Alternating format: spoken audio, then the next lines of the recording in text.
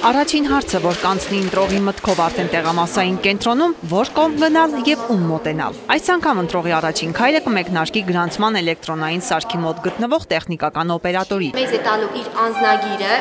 կամ իր նույնականացման քարտը։ Մենք նախ եւ առաջ նայում ենք, համապատասխանում է արդյոք տվյալ անձն է, հետո սկսում ենք մուտքագրումը, այսինքն անցնելով այսպես համակարգի մեջ, այստեղ մեր մոտ բացվում է էկրանը, ցույց է տալիս այդ քաղաքացու նկարը, այդտեղ եւս մենք ստուգում ենք նրա ինքնությունը։ Կարմիր, կանաչ, դեղին, լուսային ազդանշաններից յուրաքանչյուրն իր նշանակությունն ունի։ Միայն կանաչ լույսի դեպքում հնարավոր կլինի շարժվել առաջ։ Գոյություն ունի 3 ձևեր դեղինի, այսինքն քաղաքացին չիմանալով գալիս է այստեղ, սակայն նրա անդրատարածքը այստեղ չի։ Այստեղ մեր մոտ կա որ ցույց է տալիս թե որտեղ է նա ընտրություն կատարելու։ Իրեն ասում ենք որ գնա տվյալ իր ընտրատեղամասը։ Կարմրի ժամանակ երբ քաղաքացին ցանկանում է կրկնակի փորձ կատարել ընտրության, այդ դեպքում մեր մոտ ուժեղ ազդանշան է միանում, այնուհետև խնդրում ենք իրեն որպեսզի մատը տեղադրի այս սարքավորման մեջ, մատը տեղադրելուց հետո այստեղ ավտոմատ դուրս է գալիս կտրոնը։ Կտրոնը կտրում ենք,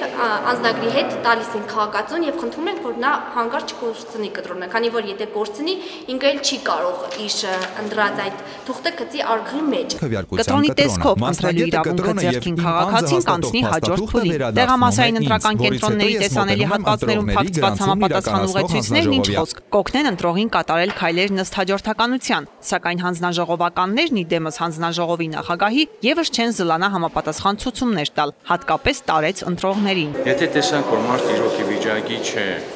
բաց այդ երևում է մարդու կա ունի սենք տեսողության կամ հաշմանդամության միջև որևէ փոքր, առաջեշտին իմ քայլս ուղղորդեմ մարդուն հեշտականությամբ շատ քայլերը մոտենա սարքին, այնուհետև ցուցակին, եթե կարող է ստորագրել լավ, եթե չէ, ուրեմն կխնդրենք որևէ հանձնաժողովի անդամները չեն կարող օգնել, բայց ենք կողքից օգնում որևէ անձի ստորագրել իր տեղը։ Քվեասենյակում քաղաքացուն կտրամադրվի խորհրդարանական ընտրություններին մասնակցող կուսակցությունների եւ դաշինքների 9 քվեաթերթիկ։ Դրանք վերցնելով արդեն քվեախցում քաղաքացին առանձնացնում է իր նախընտրած կուսակցության կամ դաշինքի քվեաթերթիկը, սակայն դիմերեսին նշում չի կատարվի։ Քվեաթերթիկի դարձերեսին արդեն տեխնացուների տվյալներն են։ Ընտրողն իր նախընտրած տեխնացուի անուն ազգանվան դիմաց պետք է կատարի վեածև նշան, որից հետո քվեաթերթիկն առանց ծալելու կտեղադրի ծրարի մեջ։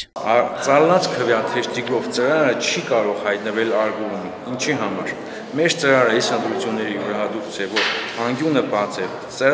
Քվեաթերթիկը պետք է լինի չծալված, որպեսզի հատվածը, որի վրա պետք է մենք փակցնենք դրոշման նիշը։ Եթե դրոշման նիշը չեղավ,